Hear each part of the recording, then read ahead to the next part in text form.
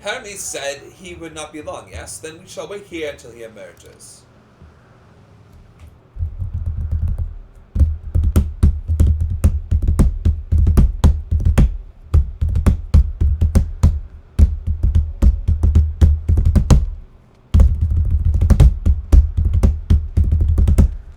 My apologies for keeping you waiting. I understand there is a matter you wish to discuss. Indeed. Are you or are you not a traitor to your own people? Aye. A matter of the utmost gravity. If one can suspend disbelief. Go on then. Tell him what you told us. Who you are and why you came. Oh, you got more bass in your voice now, friend.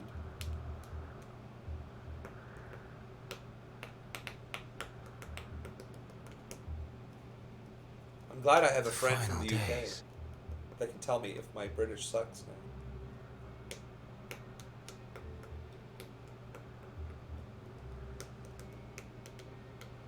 The phenomena observed during these star-encompassing calamities is likely the product of a dynamis reaction. Indeed. And none is more versed in the applications of this energy than you, Hermes. But first, we had to make sure you weren't a traitor.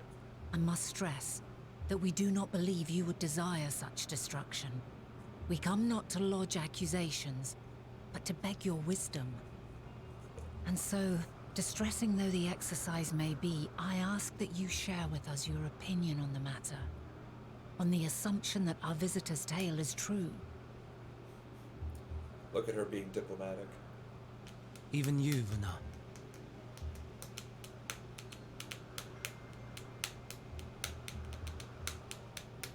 As you say, the phenomena observed in the two calamities may both be attributed to dynamis. Of note is the difference in its effect. In the first final days, it warped creation magics. In the second, it warped the people themselves.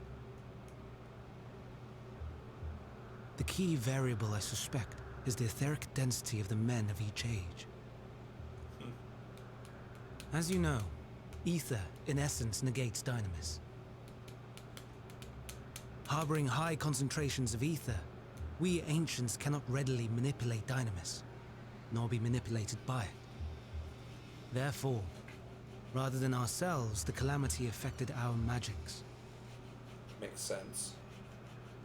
In contrast, having been sundered, the people of the future are composed of but a fraction of our ether. That's why we're so tiny. Thus are they susceptible to the influence of dynamis and its transformative potential. So why don't we turn into That angelic will explain beings? only the mechanism, not the cause. Though perhaps.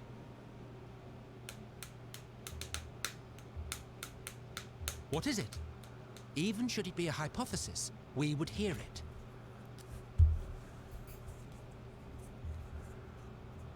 Dynamis is an energy put in motion by feelings. Feelings for which there must first exist a source.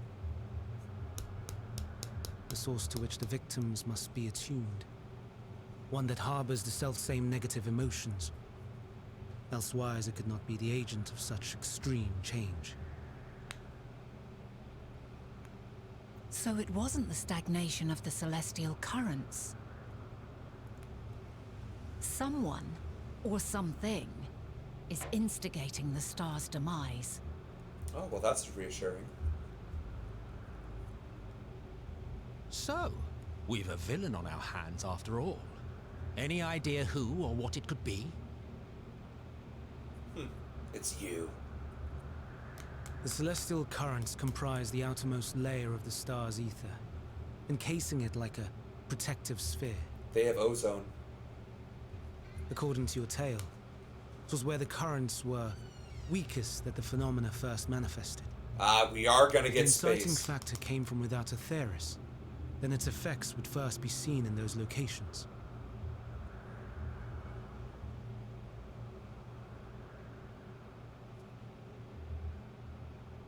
Greetings. Can you hear me? Yep, it was her and her sisters that did it. That sucks. Do not be alarmed. I mean you no harm. It's the Tyranids. I wish only to hear your words, share your feelings, know your thoughts. May we please be friends? Meteon. What is it? Executing scheduled task, suspending individual self and connecting to shared consciousness. Connection established. Commencing status report. Oh boy.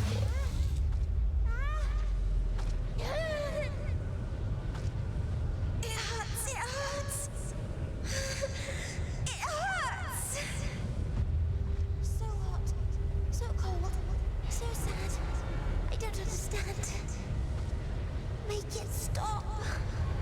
Please, make it stop. Steady, Meteon. Steady. So scared, so lonely. The pain, it's too much. Why? Why do we? They hurt. Hate.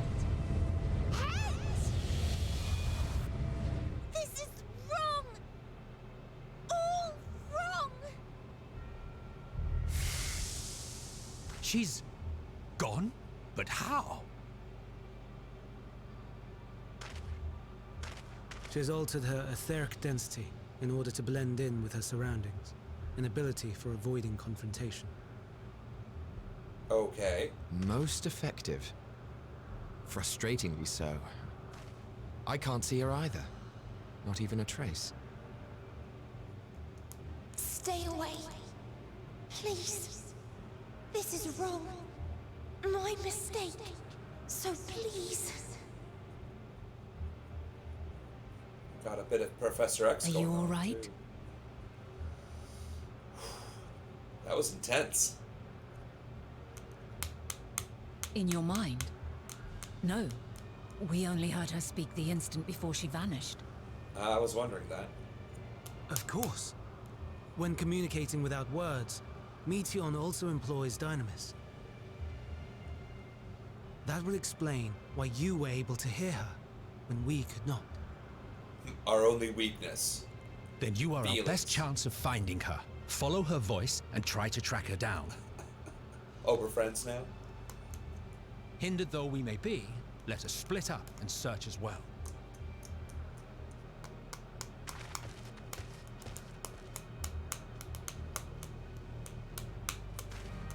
So it would seem that it was in fact the third option. That it was the sisters that caused the final days. Okay. Because they encountered a malevolent space creature. Because if people get one thing consistently right, it's messing with things they should not mess with. And honestly, I'm not shocked that these demigods ended up prodding the universe and finding a malevolent emotional entity which is their one sole weakness. Go figure. I mean, we have climate change and we're allowing corporations to reap record profits while not singularly and homogeneously going on a general strike and demanding that they all step down from their status as CEO and corruption. But, you know, par for the course, right? Par for the course. Alright. Ithodes. If I cannot perceive her aether, what else have I to offer but my rousing support? Ah, Hermes truly is a master of his craft. Yeah, but I'm wondering, is she supposed to be up? Down? Because, I mean, theoretically, she could be down there. Does that say Medusa? It does. Suspicious disturbance. You calm your mind, your senses question for any hint of Medion's her presence.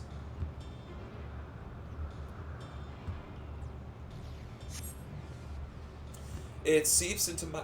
Oh. It seeps into my mind. Our voices reporting. No, no.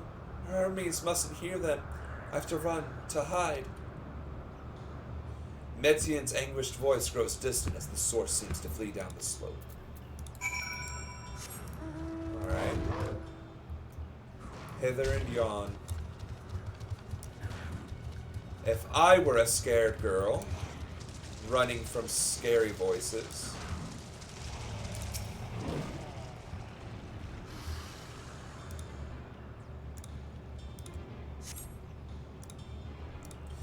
You strain to catch even the faintest whisper, but fail to hear her voice. She must be elsewhere.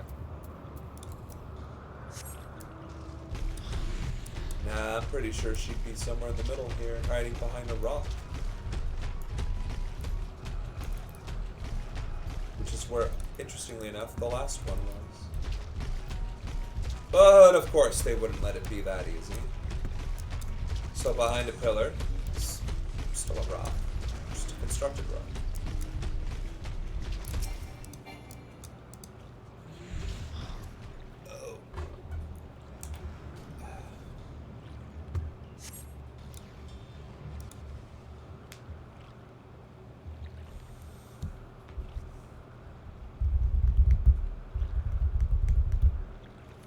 Greetings and salutations. Oh.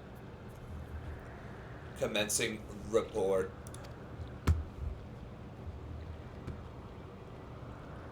Oh no. We can't tell them that. We must run away.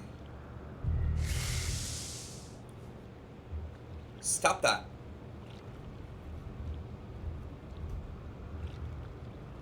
Please, don't follow me. Metian's anguished voice fades as he sends her climbing to the top of the ridge. Why can't we climb? We're the friggin' warrior of light.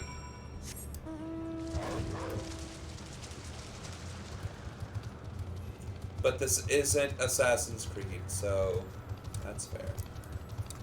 And of course, we have to take the singular longest route. Really? Really? You're gonna do us like that? You're gonna make this path so long? Really? Rude. That is poor planning of route pathfinding or whatever. And mean. It's just mean. Ah! And you're gonna make it curl on top of that. Wow. So it's like that. It's like that, huh? Okay. Alright. Whatever. Whatever. Alright, let's see if she made it all the way up here. I'm guessing this is the highest point. Maybe she's under that tree. Maybe she got eaten by the giant mouth.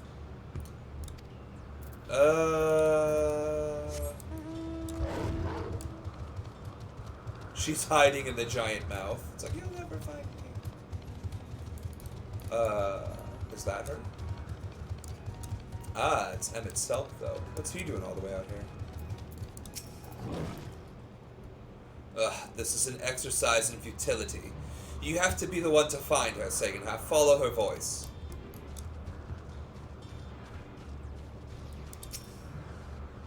I mean, what, did she climb up then back down? Cheeky. Oh, there's another one right next to the tree, and right next to the mouths. To the Akartha. Ambush predators with their front-facing eyes.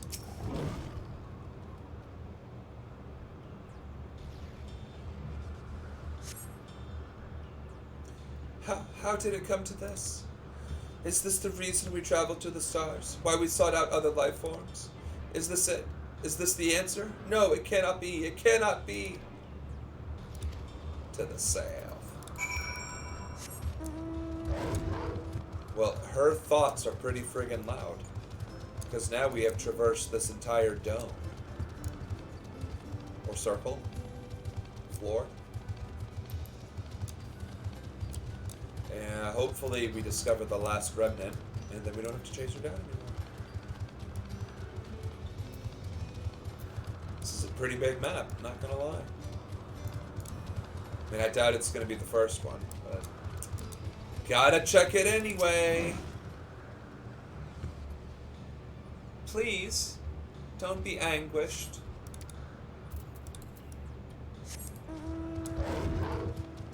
There's a magic pot. A Lycoserpician, but not a wolf version, a pot version. A mimic, if you will. Oh boy. Also, third time's the charm. Just need to find the third charm.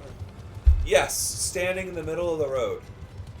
That seems par for the course. Ah, she's hiding in there, probably.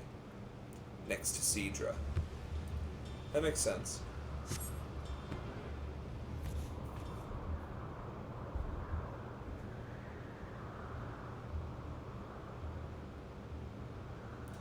Compiling report for dissemination to Hermes and all peoples of Atheris.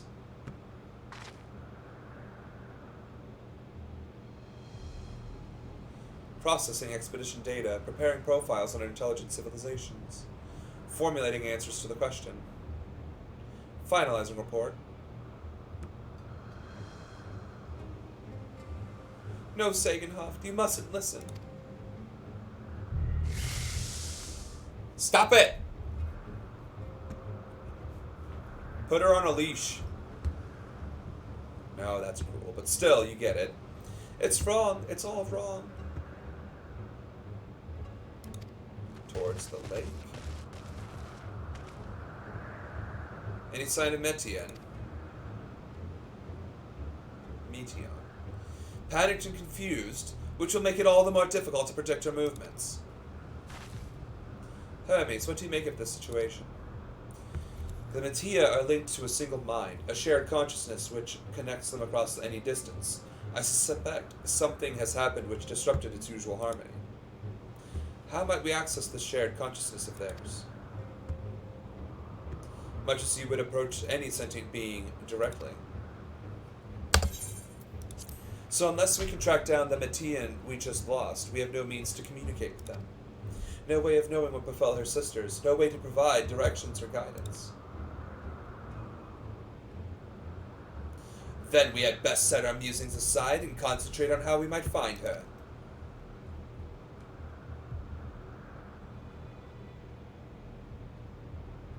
Looks like Vena has an idea.